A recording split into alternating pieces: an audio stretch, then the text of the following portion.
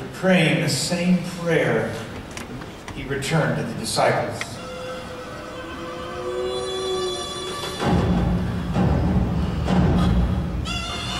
Awake! The hour has come. Look, the Son of Man is betrayed into the hands of sinners. Arise! Here comes my betrayer. While he was still speaking, a large crowd of Jewish officials and soldiers approached, with the disciple Judas leading the way. They had been sent by the chief priests and the elders, and they were armed with swords and clubs. The Jewish leaders had been looking for some time to find a way to get rid of Jesus, and they had finally reached a secret deal with Judas to betray him for 30 pieces of silver. What I guess is the man you want. Arrest him. Judas, you are betraying the Son of Man with a kiss? Friend, do what you came for.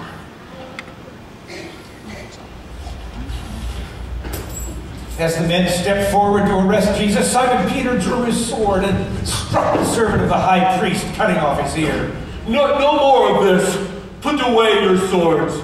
For all who draw the sword will die by the sword. Do you not think that I can call on my Father, and he would at once put at my disposal more than 12 legions of angels? But how then would the scriptures be fulfilled that say it must happen in this way?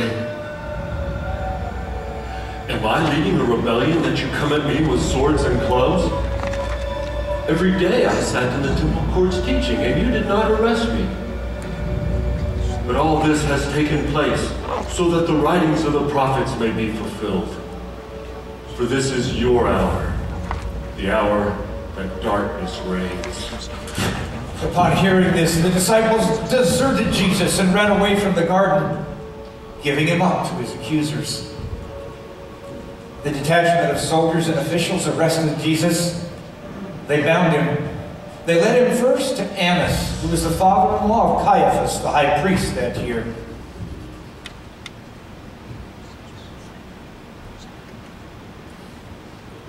I demand by the living God that you tell us, are you the Messiah? The Son of God? I have spoken openly to the world. I have taught in the synagogues and in the temple where the Jews come together. I have said nothing in secret. Why question me? Ask those who have heard me. Surely they know what I have said. Is this how you answer the high priest? If I have said something wrong, testify as to what is wrong. But if I spoke the truth, why did you strike me? And then Annas sent him still bound to Caiaphas, where the teachers of the law, the elders, and the high priest had assembled.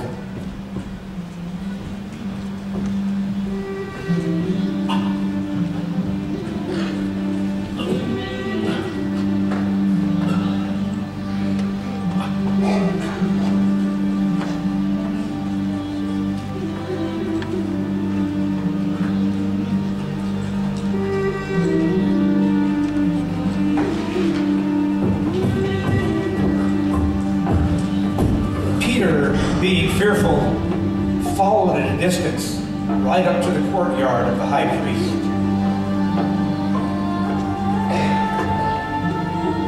And there, he sat down by the fire to warm himself, waiting to see the outcome.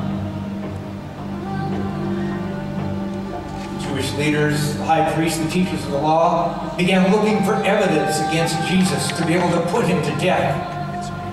And as Jesus stood before Caiaphas, false witnesses came forward to make their case against him.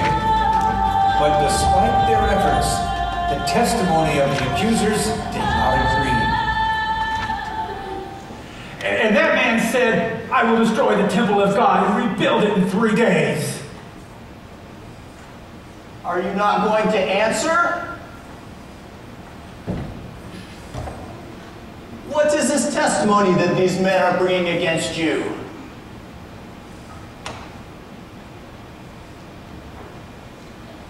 I charge you under oath by the living God. Tell us if you are Christ, the Son of God.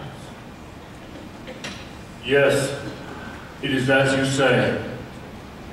But I say to you all, in the future, you will see the Son of Man sitting at the right hand of the Mighty One and coming on the clouds of heaven. You have heard blasphemy! You have heard blasphemy! Why do we need any more witnesses? While all this was happening, Peter was still in the courtyard warming himself by the fire when a servant girl came up to him. You also were with Jesus of Nazareth. I don't know what you're talking about. But you were, I saw you. Tell you the truth, I don't know the man. After a while, others came up to Peter and said, "But surely you are one of them, because you are a Galilean." Then he began to call down curses on himself. He swore to them again, I swear to you, I don't know the man you're talking about. Then Peter remembered the words that Jesus had spoken earlier. Before the rooster crows, you will disown me 3 times. And he went outside the courtyard weeping bitterly. It was now very early in the morning. The chief priests, the elders, the teachers of the law had finally reached a decision. They bound Jesus, and the whole assembly led him out to be handed over to Pontius Pilate, the Roman governor. And when the group arrived at the palace, Pilate came out to them.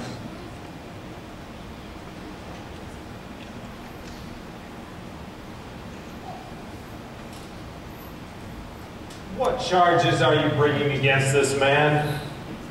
This man claims to be the king of the Jews. If he were not a criminal, we would not have brought him to you. Take him yourself and judge him by your own law. But we have no right to execute anyone.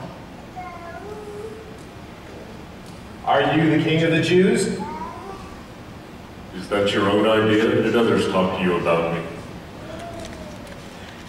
Am I a Jew? It was your people and your chief priests who brought you before me. What is it that you've done? My kingdom is not of this world. If it were, my servants would fight to prevent my arrest by the Jews. But my kingdom is of another place. You are a king then? You are right in saying that I am a king. In fact, for this I was born. And for this I came into the world, to testify to the truth. Everyone who is of the truth listens to me. Truth? What is truth? I find no basis for a charge against this man. But he stirs up the people all over Judea with his teaching. First he started in Galilee, and now he has brought it here.